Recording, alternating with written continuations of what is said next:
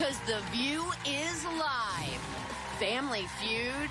The bombshell reports that the president could be about to throw his son-in-law, Jared Kushner, under the bus. Julia's age rage. Why Julia Roberts' biggest problem about turning 50 isn't what you think it is. Let's play hardball. Hardball's Chris Matthews hits Hot Topics to talk about President Trump and Hillary Clinton's alleged ties to Russia. Plus, Andy Serkis on how he totally transforms for the most eye-popping roles at the movies. Let's go! Let's fire up Hot Topics with Whoopi, Sarah Haynes, Joy Behar, Sunny Hostin, and Meghan McCain. Now, let's get things started.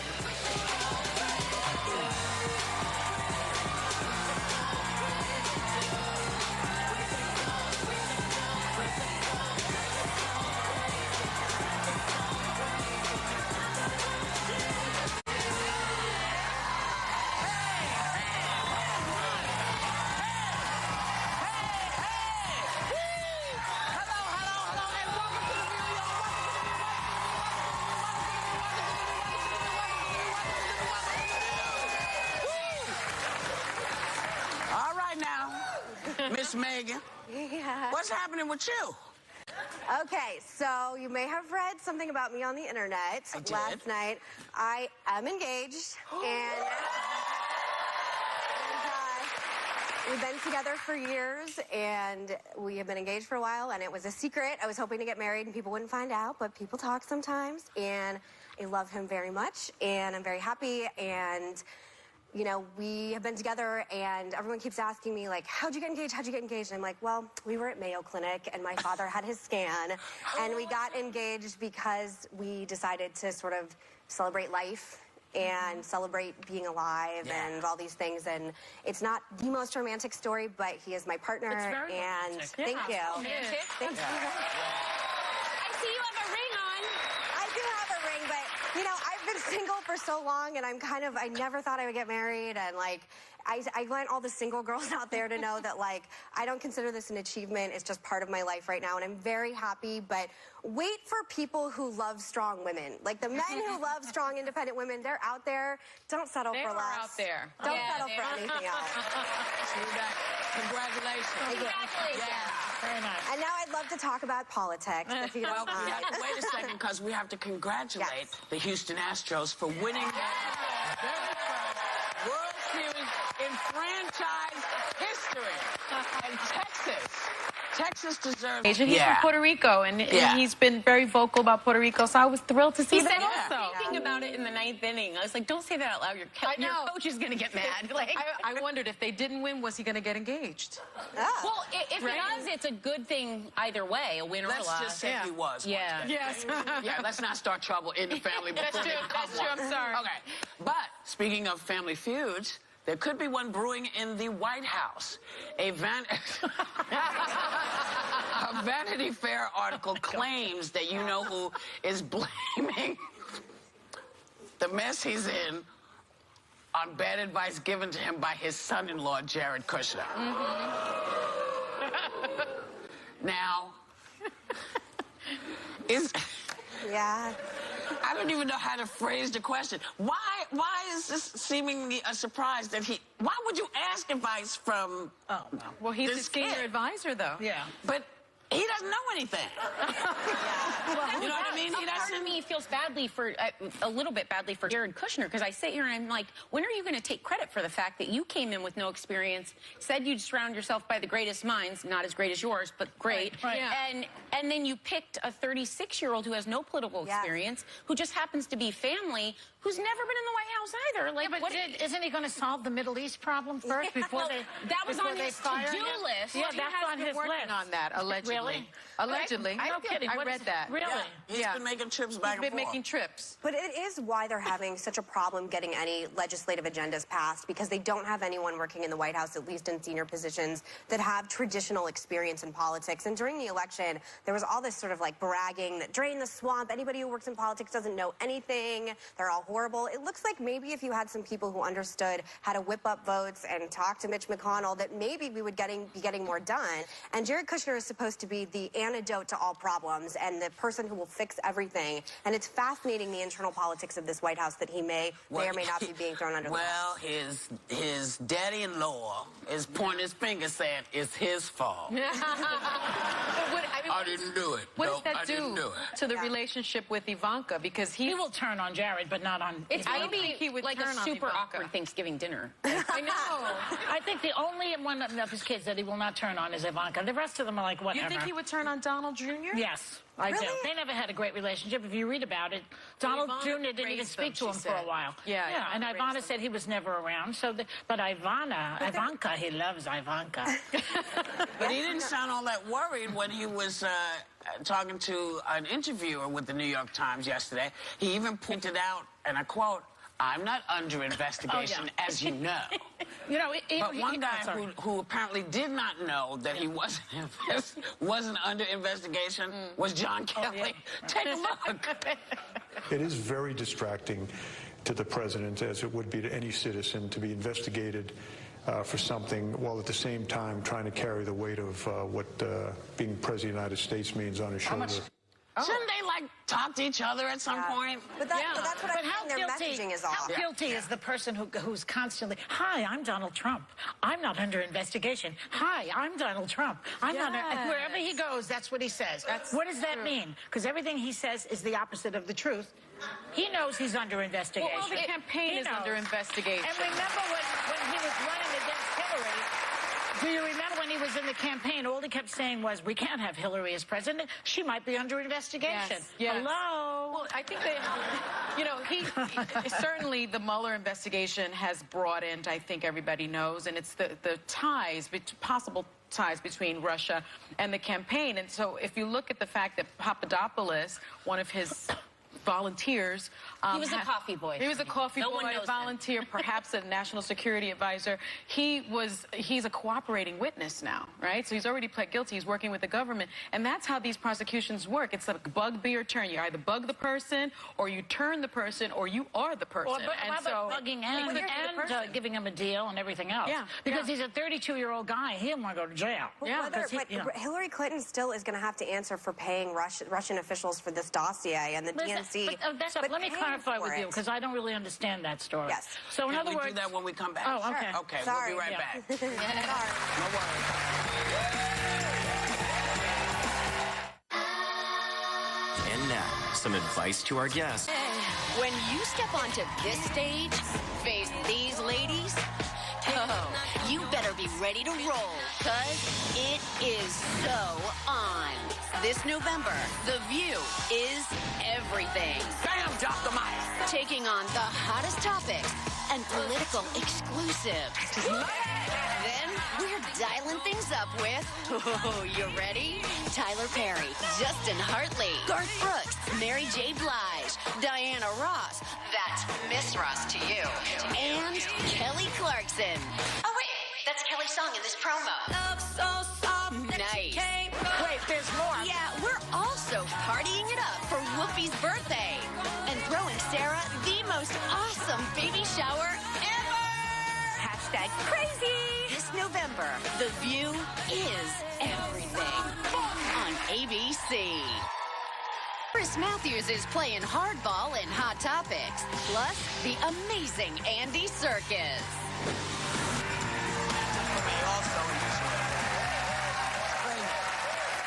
Hey, welcome back. So I know I interrupted you all in the midst of the I conversation. had a simple question about the dossier and the Democrats paying for oppositional research. That's the accusation. Russian officials, yeah. Yeah, so I would assume that everybody does that. So what's the big deal? I mean, they want to know what's going on in the other campaign, and the other campaign is looking into them. Because Russia is a foreign adversary, and there's so many accusations against the Trump campaign, which we don't know the truth at this point, that with Don Jr. meeting with a Russian official, there was no money exchanged in that I'm aware of. Well, there And was a bit of a it promise, sets- though, where he said, I love it. But it sets a new precedent. I think the problem Republicans are having is Democrats are saying, my hands are clean, my hands are clean. Hillary Clinton and the DNC didn't do anything, and it's turned out that they did exactly and possibly worse than what the Trump campaign did. How could it be worse? He's paying Russian officials. Vladimir Putin, do you know that the worst refugee crisis since World War II is happening as a direct result of the assistance of Putin to Assad right now? Well, we never talk about that. And it's giving let's money start to with that. this. Let's start with the fact that we know that Russia is all over. Yes. Everything. Yeah, They're all true. over everything. Now, whether they did it or not, the person who's in, the buck stops with the guy who's got the gig. Your dad told me that. The buck stops with the guy who's got the gig. So this investigation is going to go on. They'll investigate. I'm sure they'll investigate her. They'll investigate everything that has to be, but him first. And that brings us to this thing that we've sort of been hitting on last couple of Can I days. just say is a brief thing? why? Yeah. Let me finish what I wanted to bring it to, because Okay. we've been talking about why it is that social media sites knowingly allowed people to interfere specifically into these elections. Right, against Hillary Clinton. Taking money. But but the fact And that against other they Republicans knew, as well. yes, that they knew that this was happening. Are they not culpable? That was what I wanted to get to. I So think go it's ahead. important. I think it's important to note, though, that the dossier research began with the Republican Party, and that after the Republican Party sort of pulled away from the dossier research, that Hillary Clinton did do the oppositional research, but through a law firm. And the law firm has confirmed that it was completely legal, and they weren't paying Russian officials. They were paying a company using investigators. And I They're think that's paying really, Russian I think that's a really sources. significant It's distinction. not. But Democrats keep saying that their hands are clean. We had nothing to do with Russia at I'm all. not saying anything about in Democrats any way. saying No, that but their it's- hands are clean, but I'm just saying the facts are the facts, and I think we just So, need to put those out I there. agree. The facts are the facts. That Hillary Clinton, through an intermediary, and the DNC paid Russian officials. Here's the real facts. Our social media folks let us down. Yeah. That is something we can do something about. Yeah. That's something I But think we can do something. That is the point I was trying to make when you just said, is that there is synergy between if you, Joy, Sunny, Sarah, and I all are in agreement that social media, especially Facebook and Mark Yeah. Zuckerberg, has to do a better job Yes. of making sure that foreign adversaries aren't able Yes. to influence our election and Yes. influence the way people view our politicians. That is a total and direct threat against democracy. That's- But and why their hands let's aren't also clean. remember, though, that the Russian interference put Donald Trump in the White House. That's the bottom line. That's not only the reason why. I think, by the way, and then I'll let it go. Go ahead, baby. Go ahead. No, it just the idea that it is only Russia's fault that President Trump is There's in the two White other House reasons. is like There's really. Comey. What were you going to say? Well, there's Comey. Well, I was just going to say, I think this is a solvable problem, because they've come forward after Mark Zuckerberg, Facebook, Yeah, Twitter. yeah. They've come forward now and said, we're going to be a little more transparent and show you this. They already knew before that this was happening. We can make them accountable. And I think the idea, of whether it's accuracy, information, or recognizing when foreign powers are coming in with political messages, that's something on our soil. That's something we can solve. Yeah. Russians' best minds are infiltrating ours. Our best minds have to fight back. Yeah. So and they're being held to task, I think, by the Senate and by the Congress. And our best minds are telling us we have to go to commercial. We'll be right back. Hardball's Chris Matthews is hitting the Hot Topics table next.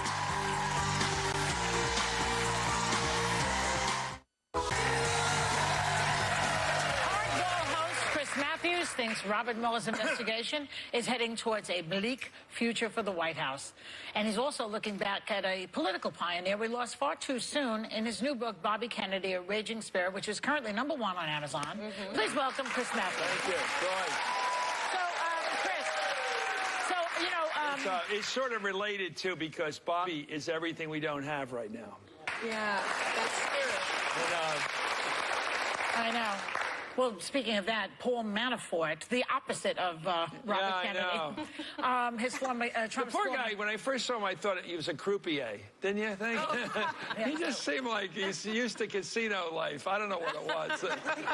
I think it's the dyed hair, maybe. There was something about the Lounge Act. I don't know. Anyway, he's pled not guilty to the conspiracy charges that you would say, as you would say on your show. Thoughts?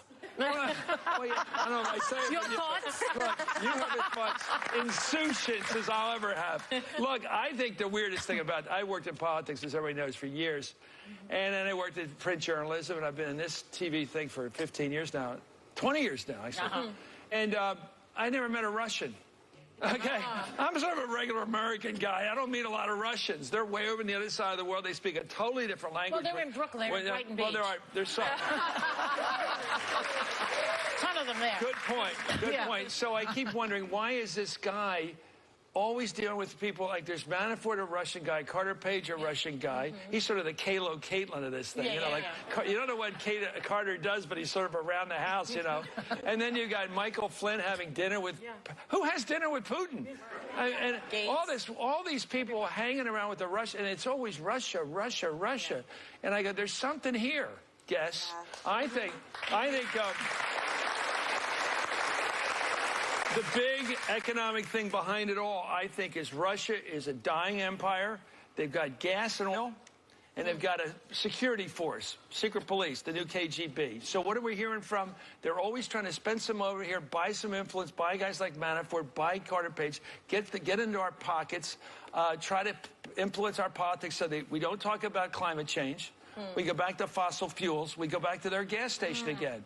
That's what they want. This is all economics. I don't get the climate change issue. Doesn't everyone have to breathe? They want to sell their gas because they don't make anything in Russia. They don't know how to build anything.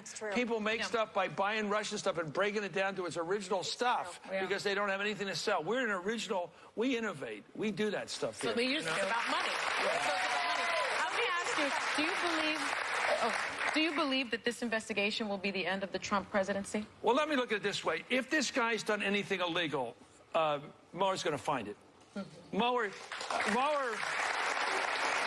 I mean, I'm not usually impressed by these Ivy League and prep school resumes, but this guy's got them all beat. And he's got the military background, not a hair out of place. He walks around lugging that 50-pound attaché case, and he always leans into it, you know, to show how much stuff he's got in there. And I'm looking at him, he's like Columbo, too, you know. He's like, just one more question. You got one more thing. I'm sorry.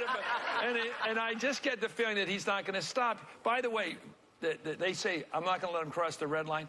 I'm sorry, Mr. President, there is no red line. If you read the mandate for the special prosecutor, you know, lawyer, very broad. Attorney, it says anything any criminal matter that arises from the investigation, just arise or did arise from it. So anything, they get his tax returns. They go. Do they get Trump's tax returns? I understand you don't have to ask permission.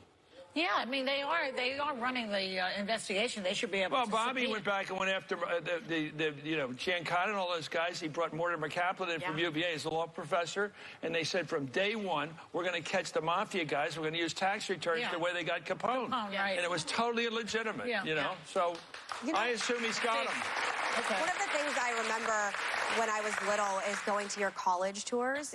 People don't know this. Your dad was great. Your dad in Clemson was a rock star. When he came in, by the way, before the W people trashed him. No, everything about your... Do you think we look so gorgeous? Right? What do you think of all it's the big price you pay when you go So let's talk about your book. Sure. It's only a lot of time with you. So you've written and you've studied the Kennedys for years, right? I know you always talk about them on your show. And your book, is there anything juicy out of the JFK? No, not in the book necessarily, although there might be. I think... The JFK files I was referring to. The files, the only thing I found in there, because I think... Jerry Bruno was Kennedy's advance man, and he said pretty soon after Dallas that it was very hard to put a conspiracy together because they didn't know where the motorcade was going that day. So you get into the conspiracy, the Albert Stone stuff, you got to say, wait a minute, you mean they took the president to Harvey Oswald? I mean, that's not believable. Well, there was some implication, some idea that Oswald might have been working with the CIA. That's one thing. No, the first thing Bobby did, he loved his brother more than anybody, you know, Right. he totally... First thing he did was he thought it was a Southern racist because everybody thought it was something to do with going down to Texas. Okay. They were spitting on Adlai Stevenson. They were doing everything. They said he's a traitor and all that stuff. And that wasn't the case. They found it was this disappointed, disillusioned, misfit communist. And then he worried about the CIA being involved. So he brings in McCone, and Catholic to Catholic, on your soul, swear that this had nothing to do with it. So he thought that too. Then he got all the piles of evidence. How about the ballistics mob? and fingerprints, and it was all. Just a minute, I'll get to that. Because he thought that, and then he gets it was Lee Harvey Oswald. But then was he a patsy? You know, the ballistics matched the fingerprints, but was he a patsy? That's what he said he was. Remember when he was arrested? He said, I'm a patsy. Yeah. So all through his life, Bobby would say he did it over in Poland. He did it when he campaigned in '68. I believe it's Lee Harvey Oswald. He acted as all by himself. His brother said that in his last book, Teddy, before he died. So they publicly, on the record, it was Oswald. But Ted Sorensen was very close to family. He said in his book at the end that he had this doubt in his mind, like any brother would. Here's Bobby. He's going after Giancana, the mobsters, going after a mafia Who guy. supposedly helped him get elected, his brother. Well, they did help. Yeah, Giancana, the old man, helped. Well, Right. there's so many problems here. First of all, Jack's sleeping with Giancana's girlfriend. That's a problem. That's a big problem. Okay, and Bobby has to end that relationship. Then he's got to end the relationship with Sinatra, who was mobbed up, has to end that relationship. Well, that's an allegation against Sinatra.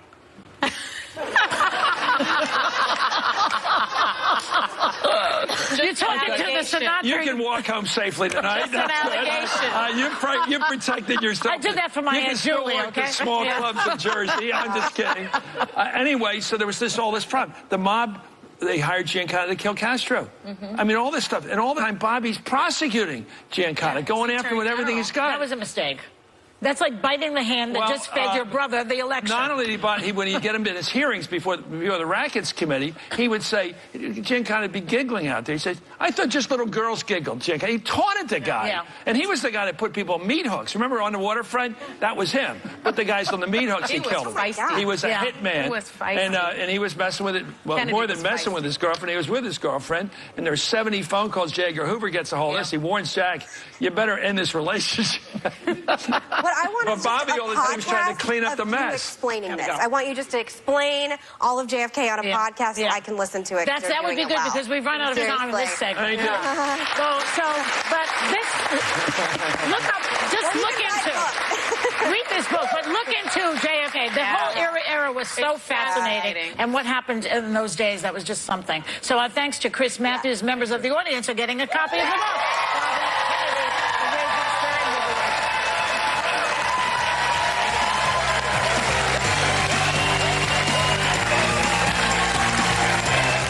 Prestige creams not living up to the hype. Hey, so welcome back. Julia Roberts was a little annoyed when In Style magazine asked her how she feels about hitting 50.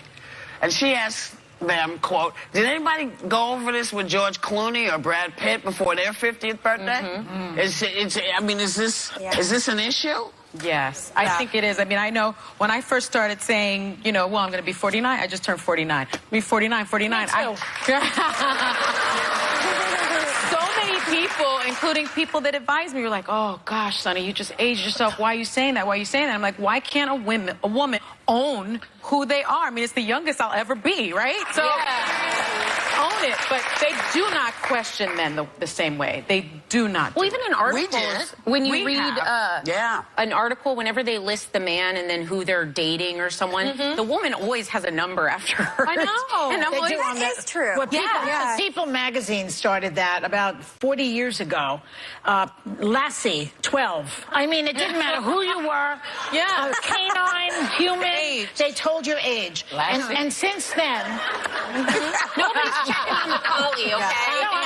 I'm making a point. It's like everybody's age has to be out there now. I think it's people are afraid to die. They want to know, and they also want to know, am I ahead of these people? Is Julia Roberts more successful? Am I going to be like her? Well, you know, part of the problem, part of the reason people don't want to be aged is because there is some circle of people that believe the older you get, you're not viable anymore. Yeah. That you don't still have all of the the ideas and thoughts and desires and fun, and that's not with you. So people assume that you hit a certain age and they say, well, you know, your time is up. But I think that's ridiculous. I figure if you hit a certain age, be glad you're alive. Yeah. Well, there is that.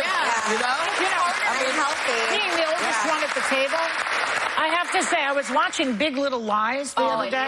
Okay, and it's all about young women like yourselves who are raising children and having affairs and everything. And being married and getting divorced and all sorts of stuff. And I thought, you know what? I'm glad I'm old. I'm glad that I have finished with that worrying about where my children are at 4 o'clock in the morning. Having to worry about paying the rent, about sleeping with your husband and not wanting to, whatever it is. All of that is over. It's exhausting. And then you know what? That only comes when you get up to a certain age. You know. But it is a cultural stigma that's innately American. Even sort of like in Japanese culture and Native American culture, elders are deeply respected. And even just, I think all of us, like, you know, watching your parents get older, I don't understand why we all get old. We all, our bodies all change. If you're lucky. And I mean, it's just weird that Americans, and I would specifically speak to Western culture, seems to have such a lack of respect for all that you achieve. Because Julia Roberts is a woman, and her career is going to now change because she's 50, and she knows it. Well, her career's been changing, and that's what everybody forgets. You know, every 10 minutes, there's someone younger than you. Yeah. Every 10 minutes, you turn around, and someone is younger than you, and then you're playing their mother, or you're playing their aunt, or you're playing their grandmother, and then you're playing the dead one. It's hard. But if you, whom I adore, and Al Pacino, whom I adore, great actors, and they're up there, they are making a big movie with Scorsese now. Yeah. I don't know that Julia's going to get a part like that. Well, she will. She's Julia Roberts. She's a great actress. She'll always work. Me, we'll find out. We'll be right back. So how do you even begin to get into character when your roles look like this? Why Whoopi wants the Oscars to pay attention to the amazing Andy Serkis next. So breakups sting. How do you... So I do have a little grocery bill. I bought every book. I went to Vegas and spent an absurd amount of money at the blackjack table. Listen, I go on a spree because I want something. You leaving me isn't going to prompt that to happen. As a matter of fact, I will have more money now that you're gone. That's right. Keeping it real on The View. I didn't know where I was from. Tomorrow, Keith Olbermann hits the table to give his take on Hot Topics.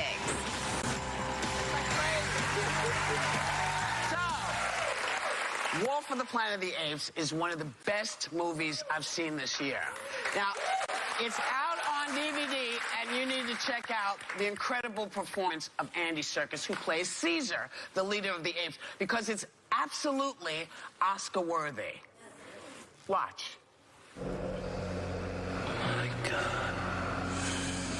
Look at your eyes. Almost human. How did you know I was here? I was told you were coming. That more soldiers from the north would be joining you here. Joining me?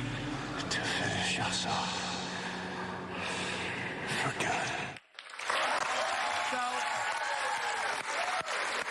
please welcome one of my favorite actors, Andy Serkis. One of, you know, I love you.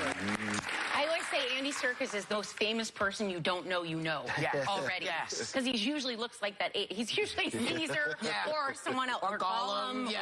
But you were so great in this film, and you did a ton of research, as you always do, but you studied guerrilla movement in Rwanda. Can you tell us about that? Yeah, that was actually a few years ago on King Kong. So my affinity with apes really grew way back in 2003, 2004, and I wanted to, you know, when you're studying species to play a particular character, what you have to do is, I mean, the ape movement and the psychology and the physicality, they're all bound up together, but after you've kind of observed for months and months and months, and you've done all that research, you realise it's character at the end of the day. And no matter how much research you do, you have to make your mind up about what the character is. And that's really what you are, because these films are all about us. These films are seeing the world of human beings through the eyes of apes.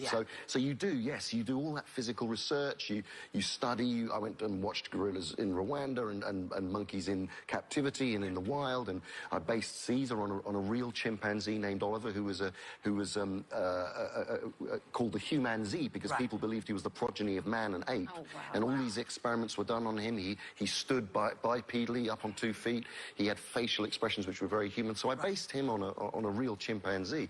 But it's all come back to character, because, as you point out, you know, all this technology is just technology, and at the end of the day, you're playing a part, you're playing a role, and it happens to be an ape. So it's not just about copying ape movements, you know? But that's what I mean. The fascination of what you do is you have to combine. If you play a person in a movie, you can study and you have someone to base it off of. You're combining so many things. You're combining a psychology of an ape, but also with an evolutionary human component. So at the end of the day, you're making choices with every move you make, every sound that doesn't exist in the world. I mean, one of the great things for me is seeing this evolution of acting. Because to me, you know, people will say, well, I would never think to nominate Andy as an actor for an Academy Award. Because you're thinking, oh, no, this is something different. But the truth of the matter is, he should be nominated because he is acting. And when you watch the two of them, specifically when you watch Woody Harrelson and you together, those are two actors in some of the best scenes I've seen. And you forget I forgot, you know? So do you think, I think there should not be a separate category, but you should be done as an actor. Do you think there should be a special category? No, absolutely not. And I have to say just about Woody, and Woody came on your show recently, and you know, Woody I adore. He's the most, and, you know, if anyone were to run for Congress alongside you two, I would have Woody. Then, you know, that would be a perfect... If there was a utopia, you guys should be in charge, or running it in an egalitarian way. Not yet. I feel I'm getting to know you. We've danced together. And, I just know... I mean, the whole thing about... It's very interesting. It does question the whole nature of what acting is. Because is acting just being able to see someone's face on screen? Well, then of course, you go back and you go, well, Charles Laughton played the Hunchback of Notre Dame. You can't recognise Charles Laughton. He's unrecognisable. John Hurt played the Elephant Man. You can't recognise him. The artistry of the makeup that went to create that look. You wouldn't know it was John Hurt. Now, Gary Oldman playing Winston Churchill in The Darkest Hour, you don't know it's Gary Oldman. It's the most amazing makeup. What is at the heart of all these performances? Brilliant acting. And so the difference, there is a sort of prejudice against people understanding the nature of putting on makeup.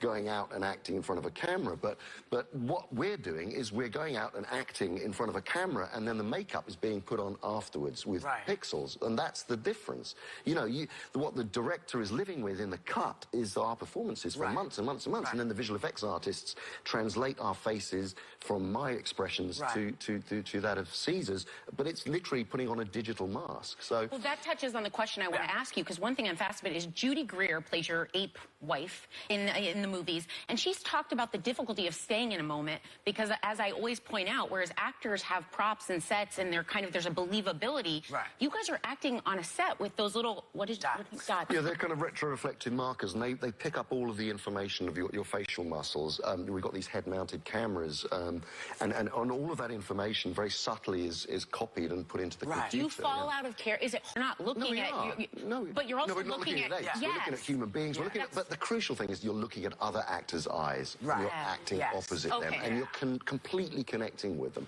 So you're as in character as any character that I've ever played in a normal live-action conventional way. You know, it's exactly the same. My mind is blown. It's what we were saying earlier, though. I mean, the great thing about this technology, and which is why it has to be accepted as a form of acting, is that it is the most brilliant egalitarian form of acting. It's the end of typecasting. No matter what age you are, going to your point earlier, what colour you are, what height you are, what sex you are, you can play any character. And so this this makes an actor's acting life longer. Yeah. Because now we have a new form that we can play in. You can play anything. But I understand you just made your directorial debut. Add it to the resume, people. Yeah. He's a director now. In a live-action film called Breathe, which Andrew Garfield and Claire Foy. And the project was personal to you. Why? Yeah, because the actual subject matter are the parents of my business partner who set up the Imaginarium, which is our company which deals with this technology and also produces movies. So it's his parents' real-life story, and I know them. And it is a beautiful, inspiring love story, first and foremost, and about a couple who survive a terrible polio disability, but go on to triumph over it with it's a love story. It's an amazing love story. You have to come back. There's just not enough time. Our thanks to Andy Serkis. Breathe is in theaters now, and War for the Planet of the Apes is available on Blu-ray, DVD, and digital on Movies Anywhere app. Everybody in the audience, listen, you're getting this. You need to watch this, and we will be right back. I'm telling you.